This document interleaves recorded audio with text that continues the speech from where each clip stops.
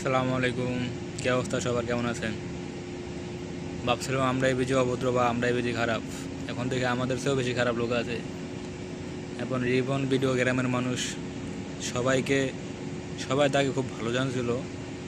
এতদিন তো নেতা খেতা সবাই কট খাইছে। এখন গতকালকে দেখলাম রিপন ভিডিও কট খাইলো, তাও আবার একমাত্র হয়তো 12-13 বছর বয়সের বাচ্চার সাথে। দুনিয়াটা কোন জায়গায় চলে গেল! আসলে কি কি বলবো, আমরা বর্তমানে এমন এক কান্ট্রিতে বা আমরা এমন দুনিয়াতে বাস করি যা বলার বাইরে।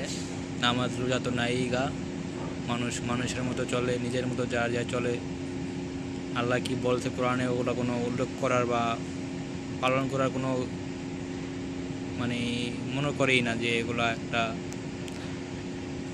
আল্লাহ কি বলবো। আবার আরেকটা নিউজ দেখলাম যে মিজানুর রহমান দেলাওয়ার হোসেন সাইদি সাহেবকে কিছু লোক ব্যানারে ছবি করে তোতাপিটা করতেছে। তাদের খুব দ্রুত আইনের আওয়াজ আনা দরকার, এবং কি যা আইনের শাস্তি আছে সব দ্রুত দেওয়া দরকার। কারণ তিনি ছিল আমাদের জন্য একটা ভালো একটা উদাহরণ।